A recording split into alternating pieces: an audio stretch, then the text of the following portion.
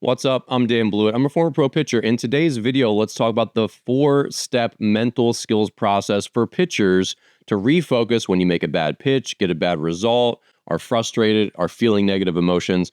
Let's talk about the mental skills that you can use to get you back on track as a pitcher. All right, so let's jump right into it. Number one, as a pitcher, when you're out there and you start to get frustrated, so you just walk 2 batters in a row, you gave up a cheap hit, the umpire maybe made a bad call, and you're feeling frustrated, or you're just in a high pressure situation and you're feeling it, right? That happens a lot. The first thing that you need to do is take a deep breath. There's lots of different breathing techniques that can help as well, but the core, the easiest one, if you're brand new to mental skills training, is just to take a long, slow in and out deep breath. So the nice and terrible thing about being a pitcher is that time is on your side. You decide when the game starts and stops, right? Yes, there are pitch clocks, I get that, but in general, you always have the ability to dictate the pace of the game. So if you need to step off the rubber and take a deep breath, do it. That's how this works as a pitcher. And of course, the downside of this is you're the person who everyone's looking at and has to think about all these different things that could happen.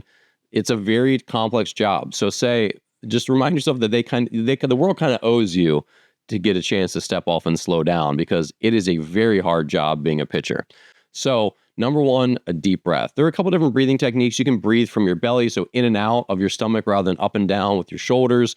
You can do box breathing, which is it sort of makes a square, which is deep breath for 3 seconds, hold for 3 seconds, breathe out slowly for 3 seconds, and then then hold again for 3 seconds. That's a box, right? It makes a sort of a square. Box breathing is a great technique. Breathing out of your nose helps slow you down more than breathing out of your mouth. All these are helpful, but again, the core is a deep breath, and this helps bring oxygen into your brain. It helps physically calm you down, and it also puts time back on your side, right? So the first step in refocusing after a bad pitch or a bad outcome as a pitcher is taking a quality, slow, deep breath. The second thing in this easy 4-step mental skills process for pitchers is a reset action. So something little that cues you into moving on mentally to the next thing and forgetting about the thing that you just did. So this could be 2 taps to the visor of your cap. You could take your hat off and put it back on. You could wipe off down your leg, kind of like a sign when your coach gives like all the different signs and like gives the wipe off. You could do that. You could take your glove off for a second, put it back on your hand. You don't want to do anything that's like showing negative emotion or pouting. You don't want to like pound your glove. That's not a great reset action, but anything that just is a little cue to you. You could pick up some dirt off the ground, hold it in your hand, toss it away. Aaron Judge, the Yankees hitter, actually does that when he takes an ugly swing. This is very important. It's just something little to remind yourself as part of your process, part of your little routine, that I'm going to refocus now and move on, okay? So you take your deep breath and then you do your reset action, which some people call a mistake ritual. Either one's the same term, and then you're going to move on and continue to try to refocus. Real quick, do you want to support my channel and get access to hundreds of member-only baseball videos? If so, click the join button that you'll find right below and learn more about becoming a channel member. Number 3 is self-talk. Self-talk is super important, and this is where you're going to talk yourself back down from being angry and frustrated and irritated about things you probably can't control anyway, and getting them back onto the things you do control.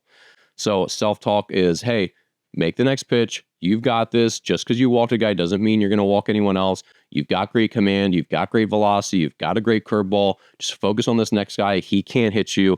Let's get back in the swing of things. Your teammates need you. Let's compete, right? Whatever your self-talk is, it can become very negative when things aren't going your way and you start, getting afraid of bad outcomes and doubting yourself. And you need to kick that self-talk back into positive stuff. And you control this. So you got to try to flood out the doubts and the negative stuff with positive self-talk. And the last big thing here is your mental checklist and refocusing on the atoms of your sport, the tiniest little pieces that you can control.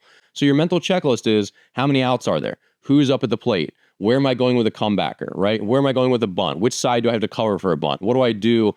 If the ball's hit over to this right side, I cover first base, right? What pitch am I throwing to this guy? What has this hitter done in his previous at-bats, right? What am I going to throw him? How do I think I can get this hitter out? All those things, you want to think about them when you're off the mound and then when you're starting to step onto the back of the mound. Figure out all the big game stuff so you know where you're going with the ball. You don't have to panic if you get a comebacker or a bunt or any of those other scenarios. You know what you're going to do in every possible scenario that could happen. And then you're talking about pitch strategy stuff, right? What are you going to throw this guy? Who is the hitter? How fast is the runner? Do you have to hold the runners at first base, right? All these different things that you need to think about and make sure you're prepared for. And then when you've done all that stuff, now you can start to target in or refocus on the one job you have as a pitcher. Pitching becomes overwhelming when you're trying to throw a shutout all at once, or you're trying to get all 3 outs all at once, right? Bases are loaded, no one out. Now you're trying to get all 3 outs all at once and not let anyone score. That's not how it works. You have to drill down to the one thing that you can control, which is this next pitch. That's all you control as a pitcher. So when you go through your mental checklist of where am I going with the ball? Who's the hitter? What do I think I can throw him? What have I thrown him in previous at-bats? What do I know? What's my game plan here? All that stuff funnels down into, okay, I've gone through my entire mental checklist of things that I have to do and be prepared for. And now I've chosen my pitch, and now I'm going to throw this changeup to the absolute best of my ability. And once I throw that changeup, then I'm going to do it all over again, and I'm going to go one pitch at a time for the rest of this game, right? If you can drill down to one pitch at a time, which is the only thing you can control, then you're going to have a much better chance of getting out of a jam, getting out of a tough spot, whatever it is, and piecing together a really good game. It's really hard to throw 7 shutout innings. It's not nearly as hard to get one batter out. And it's not nearly as hard as getting one batter out is to throw just one high quality pitch. Could you throw one strike right now? Yeah, you probably could, right? And that's all it takes. If you throw one quality strike now, 99 later, you've thrown a really good complete game, right? That's how this all works.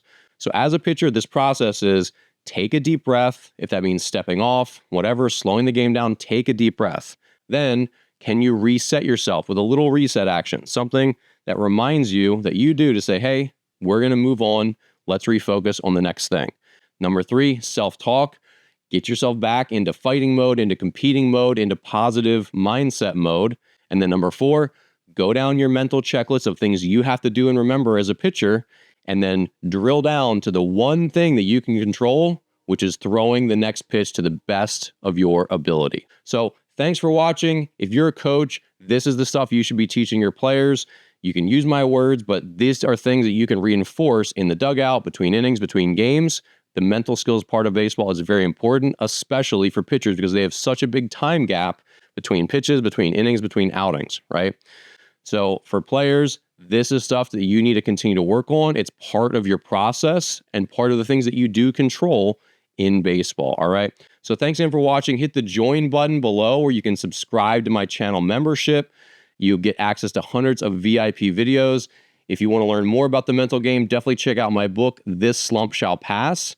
It's an easy-to-read book for athletes of all ages, and it has a workbook inside of it for team studies. So if you're looking for something for your 12U team, your 14U team to work on to get better at the mental game, my book is a great solution. All right, thanks again, and be sure to leave a comment below. What do you do to refocus when you're in a high-pressure situation as a pitcher, or what do you do as a coach to help your players through those scenarios? Leave a comment below. I love the discussion. All right, thanks again for watching, and I'll see you here in the next video.